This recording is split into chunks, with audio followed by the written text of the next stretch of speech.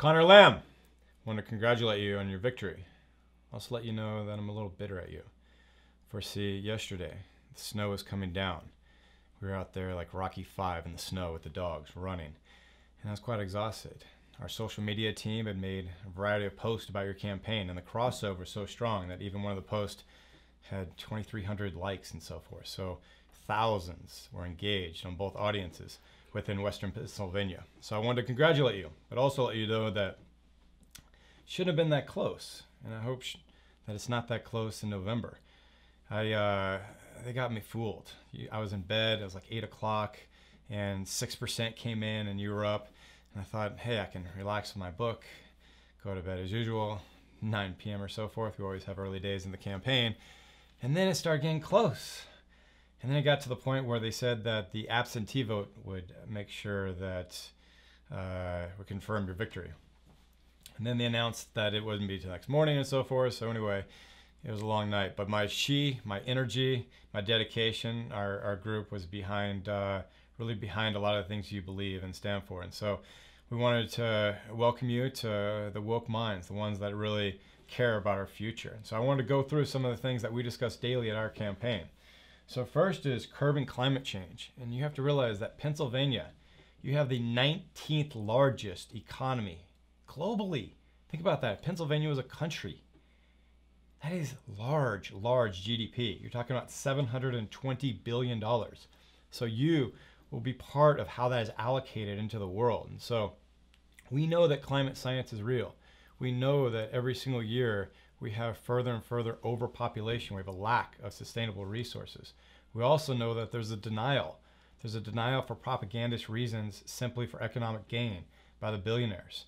And our planet is changing. It's terraforming right before our eyes. Our children, our grandchildren will pay prices for this. And we have to realize this is not a linear problem. This is an exponential problem. So everything that's happening, it's already a train wreck. Even if we stopped all pollution, all carbon dioxide, all carbon emitting substances, like climate change would already wreck humanity. Think about this. The doomsday clock is at 2 minutes. The smartest minds on earth. Extinction is upon us, right? So nuclear proliferation, which we'll get to, and climate change are facing. So as a leader, my friend, you are a leader. As a leader of the 19th largest economy on earth that's facing extinction, you need to make sure the pendulum swings, my friend. You need to make sure that you go from the coal miners, from the steel manufacturers, to all these different pollution industries that you control. It's all about economics, my friend. If they see that they will make higher wages, helping the world, their interest will be aligned. Let's take the coal makers and say, hey, the best years you communicate about, what was your salary? And they say, hey, I was making $84,000 a year, government. And we say, wonderful. We have these private subsidies. We have government funding out of our $3.5 trillion. You don't think we can carve out a couple $100 million for the coal miners to be able to switch to renewable? You don't think the billionaires on the left will start writing checks left and right? It's all about economics. So I say, hey, Mr. Coal Miner, you now are a proud member of our renewable energy plan. You'll make $100,000 a year. Here's your allocation of work. We're going to go on and do this for geothermal, this for wind, this for solar. And Pennsylvania will be seen as a leader. Look at your historical past, my friend. Let's repeat that. Let's be leaders of tomorrow. Look at the numbers. Study it. Pollution, global warming, all these things facing it. The world is changing. This snowstorm that I was in the middle of, that's 3 in Boston. You know why? It's because the Arctic is warming, my friend. And it is going to continue. And now Russia economically involved. Look at what's happening with our government. Why is Russia controlling our government? Because they want to stop any type of resistance on climate change, for it benefits them. They can be able to plunder our environment further. They are an oil economy. That is the reason we're not able to cut them off economically with sanctions. They are impeding our government, my friend. So as a leader in Pennsylvania, and we'll talk about that relationship in number 7 also, but as a leader, I need you to get into the minds and get into the budget for in 2020, I will make it happen. Whatever you need on an economic plan to say, hey, Pennsylvania will lead the United States. Pennsylvania will lead the earth in renewable energy. I need this funding. That's $140 million for X, Y, and Z. That's the shifting of this idea. It's also criminal offense to harm our earth as the current leaders are. Many of them in your state. These workers, these unions must be supported for helping our earth. And let's make it happen economically. They should not worry about their mortgage payment. They should not worry about how to get healthy food. They should not worry that they are at the end of the American dream, that their lifespan is lower from all the poison they've ingested, that they will not be able to play football with their son or grandson without looking in the eye, knowing that they were part of the destruction of our earth forever. I know you feel this way deep in your heart. Let's make the numbers work. Pay the men. Get the unions on board to a renewable future. I will be president in 2020. I am a moderate liberal. This is the path of the world. You should see the conversations I have with fellow Americans. They're so sick of the tyranny that they want the lowest economic class to have a chance in this world. I know you feel the same. 1% should not control more than 99% always. We must allow the people to have freedom. Freedom of anxiety from the continual pain, of the continual tyranny that everything is on an economic basis. Push the poor aside. Push, push, push, right? There's no love. Yet, this is Rome. $3.5 trillion annually that people send in for taxes. Keep in mind, that's with all the fraud, all the tax neglect by the billionaires. How many billionaires that are now running companies that are trying to be trillionaires don't pay anything in taxes and they laugh about it, right? And then what happens? You come after the lowest economic class ones that are struggling, that can't even pay a car payment. You come after them over and over again, and then you do these extra fees and you milk them. Keep in mind, taxes have only been around for 100 years. The founders of this country, that everybody on the right wing talks about the Second Amendment and things like this, like they're talking about the exact stencilization of the Constitution. Yet, taxes didn't exist. Our founders thought they're unconstitutional. Yet, where are all the taxes coming from now? We are milking the people. This is a slave state. We must do more, right?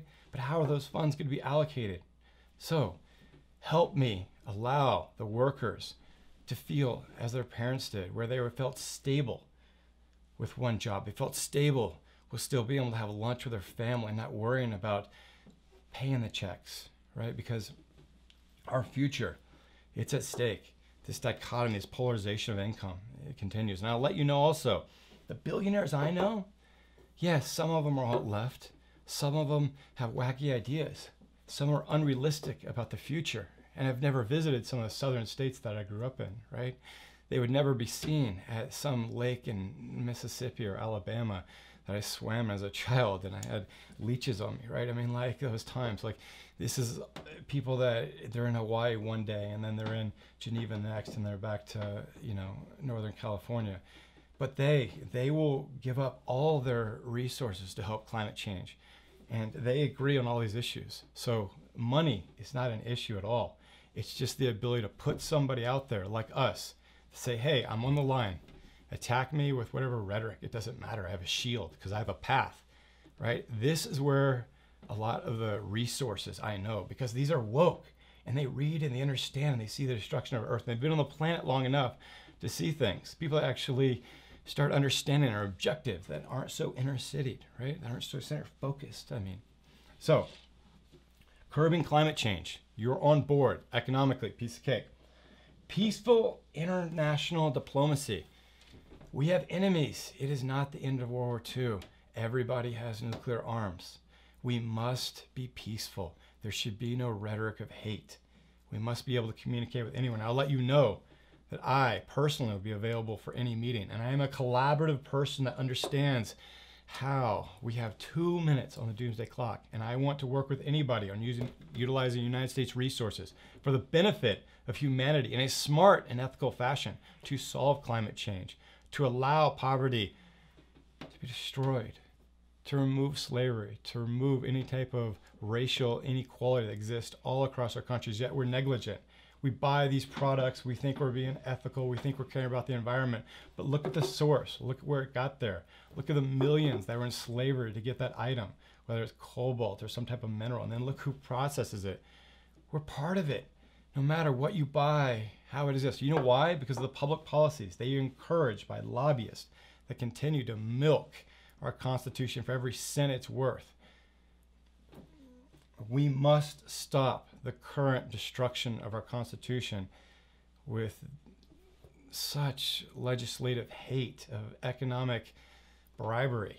Something must happen. And And so when we lead internally, we'll be able to stop terror outside of our borders. We need to lead by example. So let's meet with North Korea. Let's meet with China. Let's meet with Russia. Let's have very straightforward conversations, but also let us be honest. The United States of America has 800 military bases outside of our borders. This is a buildup since World War II, and we've done some horrible things, horrible things. We've dropped napalm for months on farmers. We've dropped so many bombs they can't even collect. We've led nuclear arms. I mean, we've been such an aggressor. Do we expect another human being to not be frightened by these actions? Do we expect them to just stand back and be like, oh, United States of America, we do everything you say always? We need to be a leader with humanity, not some boss using nuclear arms over someone. Because guess what? Everybody has nuclear arms now, and we let it. And let me say, on 3/14, on the passing of Stephen Hawking, and on the same date that Albert Einstein was born on 3/14, pi, right? Think about that. I will give you a quote of his. I do not know how World War III will be fought, but World War IV will be fought with sticks and stones. Think about that.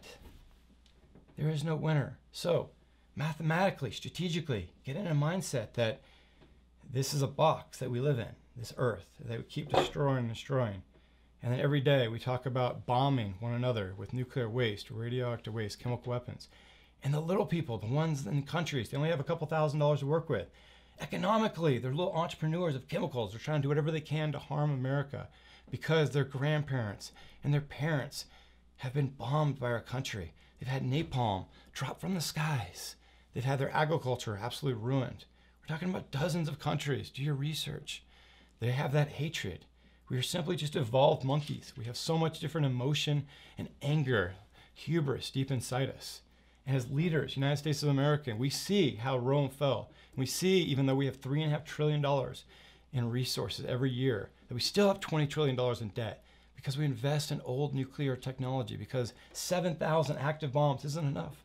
We need thousands more, even though they are 50 times stronger than one that was dropped in Hiroshima or Nagasaki. And we are the only country that's ever done that destruction. Do we not think someone's going to pay us back and that will be their celebratory way to end the afterlife? Or are we that ignorant? There's 7.5 billion people on Earth. How many of those do you think hate Americans? Really, when you ask them, you say, hey, is America a good country? Are they a leader? And then compare that to 20 years ago or 40 years ago. And then even then, we did horrible things. Our founders would not appreciate this. It would change their soul, and it would change the way they created our country, right? So let's be leaders. Think about this. We spend $700 billion on our defense every year. What number is that familiar with? The $720 billion in Pennsylvania as the 19th largest economy has. Learn from the inefficiency, the bureaucracy, the corruption in your state. And in 2020, I want you freaking prepared, because the $700 billion in defense we have, here's what I think. I think military should have higher wages. They should not be embarrassed. They should not be in the lower ranks of the lowest economic inequality crisis that currently exists. I think they should be able to have pride, right? We have 1.5 million, 2 million armed forces. That should be an honor. And to do that, we need to create higher economic standards. We need to create higher quality housing. Vets should have unlimited medical support. They risk our country, yet we still tax them. We still take away any rights they have. And now we're talking about pensions and Medicare. When you think about it, our government still has to maintain a certain tax income because the debt continues to grow from $20 trillion. So how do you do that? You just cut up the pie. This new tax cut? Are you kidding me? Taxes have only existed for so long. It's very minimal. The lowest economic class should pay none. We should be supporting them, for they are the only way that we can grow the economy internally and allow everybody to flourish. That's the way you accelerate GDP. And the billionaires that have a woke mind that understand and care for people, most of them will want to do that. You create a program, an incentive that actually taxpayers know transparency of how their money is being spent. Why do you think they're investing billions of dollars on charities and so forth? Because they know the government is corrupt and it doesn't spend any dollars toward humanity. Have have some transparency, make it simple. And I guarantee you billionaires will pay more, but that money needs to be spent wisely. And as a leader of the free country in 2020, I will make that happen with such transparency and such pace to be able to allow every armed service to have a brighter future, because there is billions every hour spent on nuclear arms. We already have 7,000 of them. We need to be investing in cybersecurity, nanotech, different types of space exploration, communication, satellites, things of that nature. The nuclear arms, it's over. There's hypersonic nuclear propulsion. There's so many different things. Our THAAD, the way we defend, is only on the north. Anything from the south, we're victim of. It will only be a matter of time if we have this level of aggression. Lead now. Speak your mind. So, number 3, empowering women. The picture, the experience you had with your grandmother. I wish I had that opportunity in 2020 with my grandmother.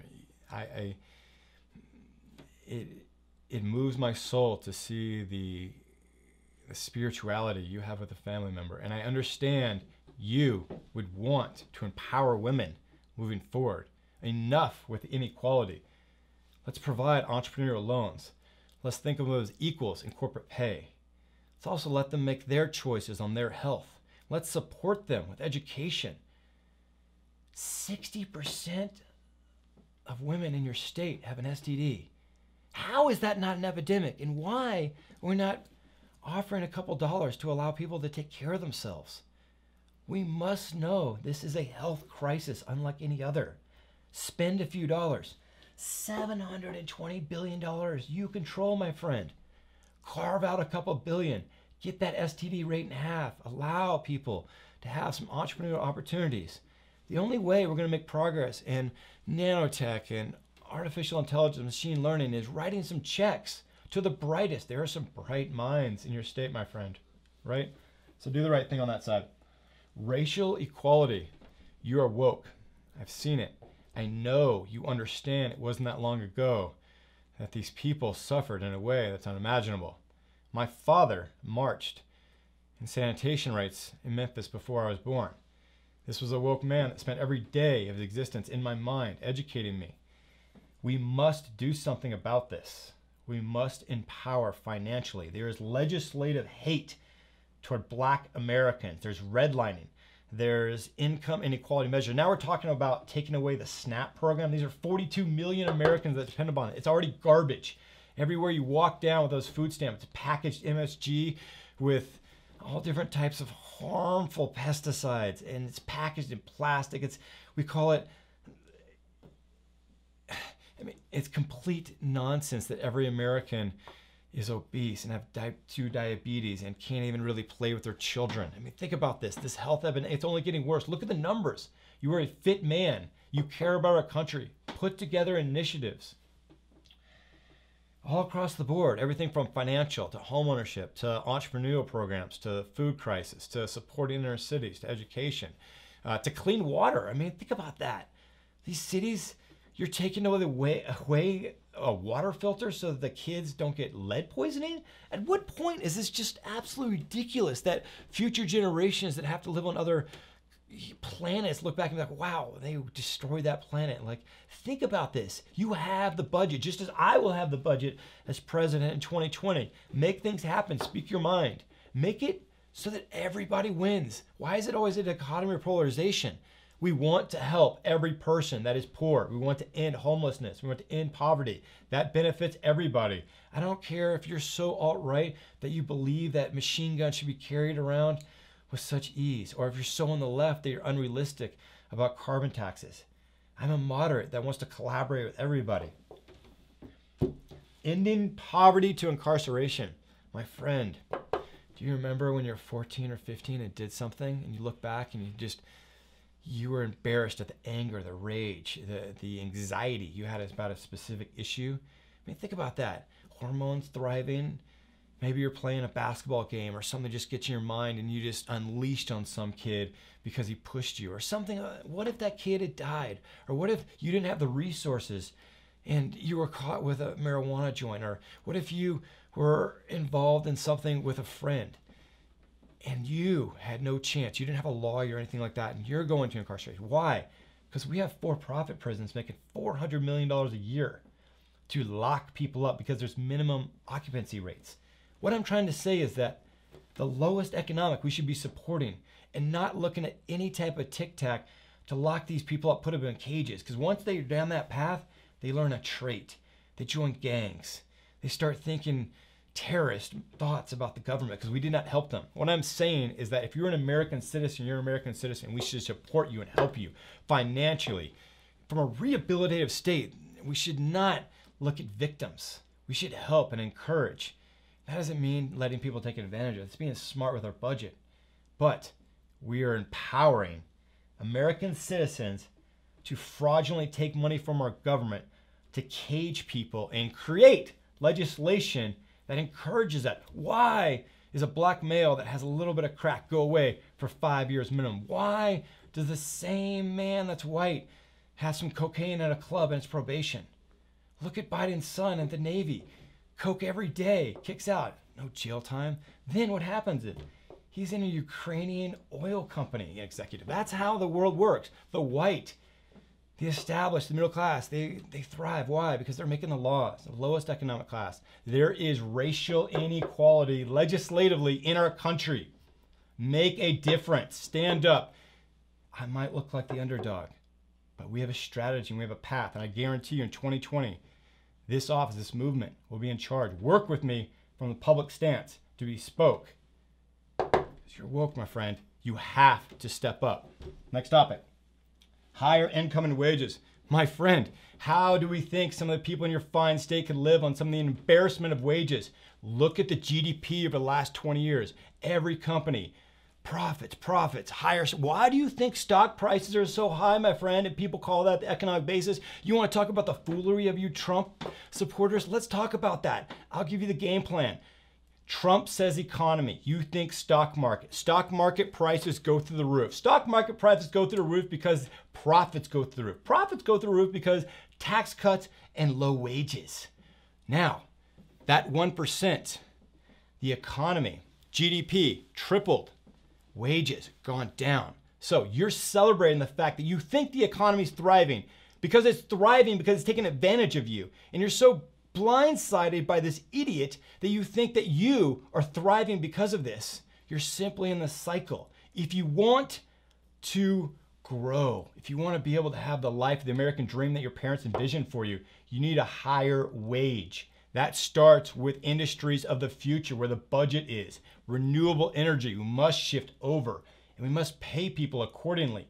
We must pay wages. We must end poverty. We must not, the reason people are so obese, they're so anxiety, it's because there is no economic security. Everything is a capitalization. Everything is trying to create more financial drought for so many. Redlining districts and so many different anti-poverty laws. We must allow every person that is in the lowest economic class to thrive, to enter the middle economic, to have the American dream still. These titans that are taking over, these tax laws, anything that's required for economic gain is open grabs, right? Citizens United. You pay, you get everything that you need. You write it out, it happens from a legislative standpoint. So, who is that hurting? It's hurting the unions. It's hurting the economic workers. We're on the same page. Reduction of nuclear arms. We spend $700 billion in armed services. Let's carve out the ones that are worthless, the ones that are simply causing aggression on the other side.